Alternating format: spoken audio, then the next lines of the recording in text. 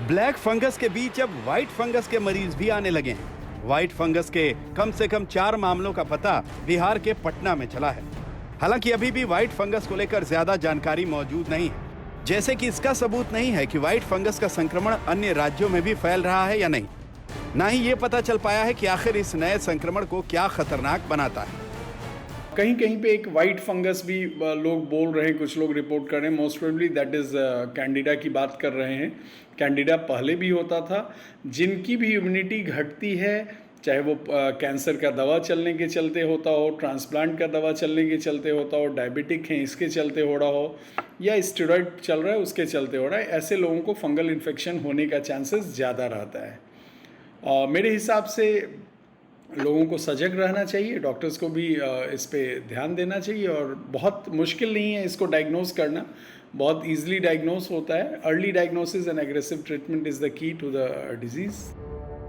अभी तक black fungus और व्हाइट फंगस के बीच जो अंतर पता चला है वो ये है कि ब्लैक फंगस अब तक कोरोना के उन मरीजों में पाया गया है जिनको बहुत ज्यादा स्टेरॉइड दिए गए, जबकि व्हाइट फंगस के केस उन मरीजों में भी संभव हैं जिन्हें कोरोना नहीं हुआ। ब्लैक फंगस आंख और ब्रेन को सबसे ज्यादा प्रभावित करता है, जबकि व्हाइट फंगस आसानी से लंग्स, किडनी, आंत, पेट, यहाँ तक कि नाखूनों को भी प्रभावित करता है। इसके अलावा ब्लैक फंगस ज्यादातर मृत्यु दर के लिए जाना जाता है, जबकि व्हाइट फंगस के साथ ऐसा मामला है या नहीं ये अभी तक अज्ञात है।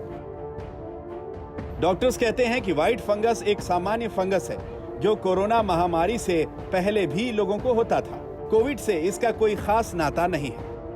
ये कोई नई बीमारी नहीं है, क्योंकि जिन लोगों की इम्यूनिटी बहुत ज़्यादा कम होती है उनमें ऐसी कंडीशन पाई जा सकती है। ये एक तरह का अपॉर्चुनिस्टिक इन्फेक्शन है अगर साइंटिफिक भाषा में बोला जाए तो। देखिए, जो ब्लैक फंगस यानी म्यूकरमाइकोसिस है वो एक अलग प्रजाति का फंगस है, लेकिन वो भी ऐसे ही मरीज़ों में हो रहा है जिनकी इम्यूनिटी ओवरऑल कम है। जो म्यूकरमाइकोसिस है वो नाक से एंटर करके नाक के पीछे के साइनसेस को, आँखों को और ब्रेन को इफ़ेक्ट कर रहा है।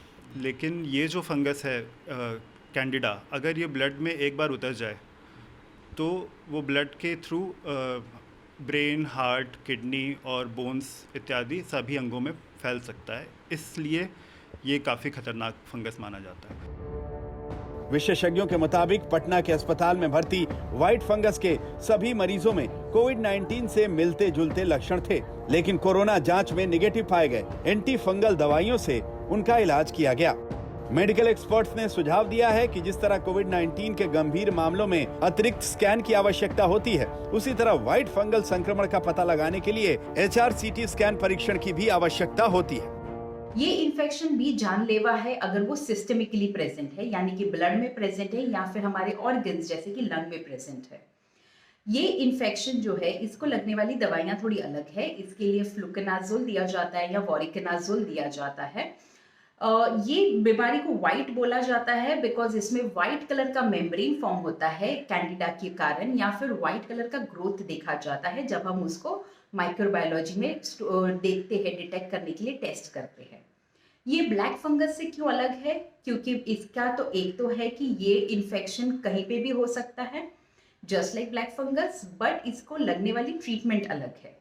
जानलेवा कोई भी फंगल इन्फेक्शन जब ब्लड स्ट्रीम से फैलना स्टार्ट होता है तो वो वैसे ही जानलेवा हो जाता है। जानकार कहते हैं कि ब्लैक फंगस की तरह व्हाइट फंगस कोई नई बीमारी नहीं है। एक्सपर्ट्स के मुताबिक व्हाइट फंगस के केस में अच्छे स्किन स्पेशलिस्ट से सलाह लेकर इस बीमारी से मुक्त हुआ जा सकता है।